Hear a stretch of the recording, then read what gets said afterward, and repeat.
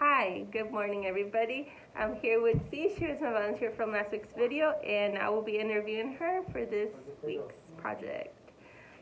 So C, based on the exercises that we did last week, if you would, what is your preferable atmosphere to work out in that's accessible for you and then actually helps you motivate you to actually do some exercises? What would be your preferable? For those specific ones at home, just because I'm still kind of new to that, I'm not really comfortable doing it in front of other people, and I'm still where I still get a little bit uncomfortable in front of others. So at home, just by myself, that's Okay. the best. What kind of equipment do you have accessible at home? I have dumbbells and a yoga mat Okay. and a jump rope. That's awesome. So see, that is really good because I will be giving her a few exercise programs that she can pick on, and we can talk about it a little bit more extensively on what she can do at home to actually get fit. So one of the exercise programs will be the one I designed last week. So basically, you just need your yoga mat and your presence right there to actually finish the program, and that program is basically just reinforcing strengthening and flexibility. So it's pretty simple, but it's actually going to give you a good workout, especially if you're focusing on getting, for example, your core muscles going. That will be a good one to do, and it's only like a 45-minute program, so it wouldn't take a lot of your time. Another exercise program I would consider, or I will give you to consider, will be a kickboxing program. And especially if you have a jump rope, you can start with some, a warm up with a jump rope. And you can do a series of movements that, it incorporates, it's a total body workout. So kicks, some punches. I will help you understand the movement analysis of each one. So I will tell you the uppercuts. So in that case, kickboxing will be a good workout too to actually get your heart rate going. Another one will be a strength training just program, and that will be using your dumbbells. So a couple of exercises that you could do there will be your Y's, T's, W's. So those all can be done at home. And then obviously we'll be giving you a warm up and a cool down. And then most of those programs are only 45 minutes to an hour. Okay. So it doesn't take up a lot. Another one will be yoga, and you can do it at home, especially if you're super, super stressed. You could actually do that one. That's not so much of a cardio program. We won't be getting your heart rate that high, but it'll help with some flexibility and strength there with a few of the poses.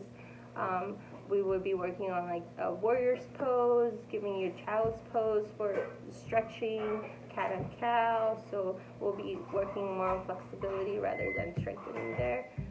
Other than that, it'd still be strengthening though. Another one will be an interval training program. You said you like to be at home. You can still do it. However, this is more built to go outside in your backyard. You'll still be at home.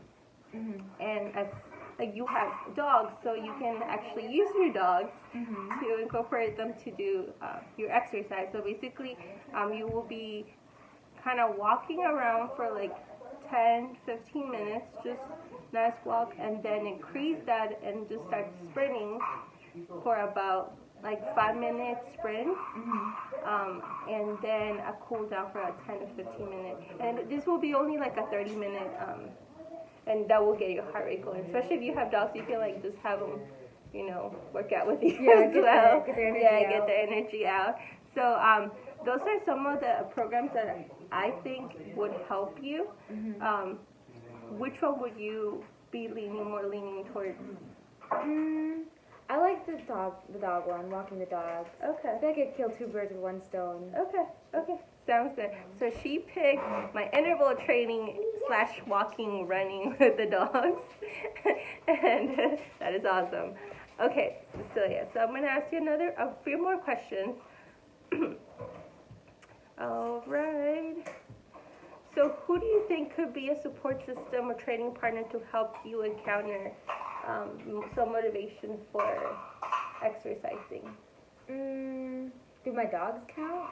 Yeah, of course. Yeah, Yeah. No. Your dogs are. Well, definitely the dogs. 'Cause I feel like a push from them, not an actual push, but a push to like walk them and Okay. help them out. So I think that's the biggest motivator. That's the one I think I can stick to the best. Awesome. Okay.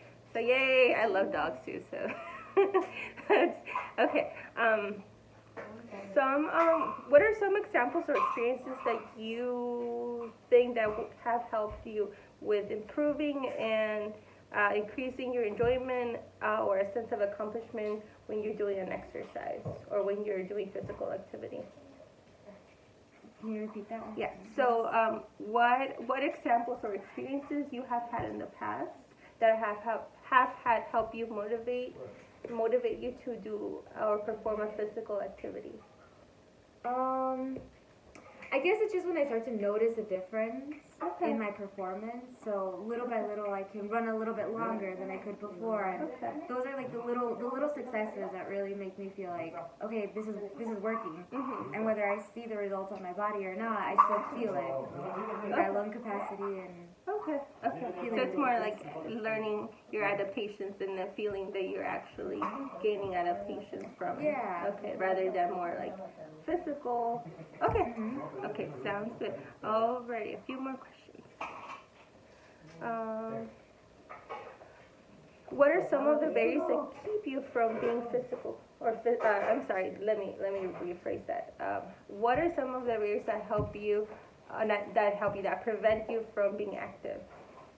for me, really, it's the time, especially with the time change. But because I have such a long commute, I get home really late, and then it's really dark, and there's very little things that I can do. I mean, that's why I got a gym membership because I love to run in the park, and then that was impossible. I wasn't able to do that with the commute or with the time.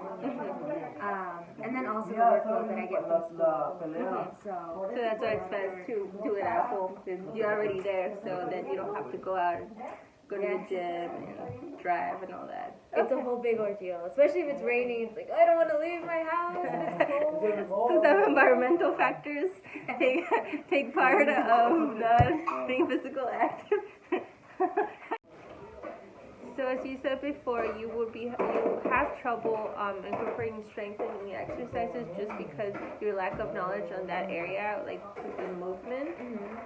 What would be someone that you could potentially ask for help in that situation so you could actually incorporate those types of exercises? Well, I do have a friend from undergrad who lives nearby who is actually a physical trainer. Probably phone a friend and have him come over and maybe teach me how to do proper form and just kind of walk me through the movements and what feels right and how to perform them so that I can just kind of do it by myself later on. So there's any guidance, even from him. And that would make you feel more comfortable while doing the exercise. Absolutely, absolutely. Okay. All right. Okay, Cecilia. So what strategies help you stay active? I do quite a few of them here and there throughout my day, try to incorporate them as much as I can. So when I'm going through the train station, taking the stairs, which is a lot more work than taking the elevator. So I opt to do that instead. And then also during class, because we're sitting a lot for 3 hours at a time, anytime we get a break, my friends and I, we just decide to walk around the campus, give it a couple laps, and then come back. Kind of stretch it out, especially because I was told that my hip flexors are really tight. So I'm trying to get as much stretching in as possible as I can. Okay. Just anything. And then when I'm writing, any of those little micro stretches so that my hands don't cramp up. Awesome. Okay, Cecilia. So what exercises do you not feel comfortable performing while you are being physically active? I'm not comfortable performing anything strength related or strength training by myself at least, just because I don't have a great form, and I don't want to do more damage than the potential good that I could do. So with those, I don't feel comfortable starting those at all until I've had at least some kind of formal training, so that I can ensure that I don't hurt my muscles. Yes, and I agree with you. And what are some of the exercises that you do feel comfortable performing? I love stretching. So I do love yoga. I love how it feels, and I like the pull that it gives, and just the overall wellness that it causes. As far as physical exercise, just like anything stretching. Okay, so stretching. Okay. Okay, and what are some of the strategies that you would think of, or I should say, that will help you stay active, or that have had helped you in the past stay active, and that have helped you with your form? Like you were saying, you don't feel really comfortable doing like strengthening exercises because your form is not good. But have you ever done strengthening before in the past by yourself? No, I haven't. No. Okay. I haven't tried it. Okay. Okay, just because of the, like, all the biomechanics that you're not comfortable Well, actually, I tried a workout once that I got, like, I downloaded a PDF. And it sounds sketchy, but it's not as sketchy as it is. It was a book. And I downloaded it, and I tried doing all of these workouts, and I ended up hurting my knees a lot more because I was doing raises, and I don't know if I was doing them wrong, or, Yeah. like, I don't want to, so I haven't really pursued that any further. Okay, sounds good. Okay, so like you picked one of the programs that you picked was running with your dog. Yeah, I mean we can incorporate some stretching there before, some calisthenics, to help you with that before, and then you can combine Some down the dog, walking. up dog. Yeah. Well, I don't know if you want to do yoga or you want to do. Sorry. I mean, you can do all of them. I will send you the PDF for all of them. Well, thank you, Cecilia.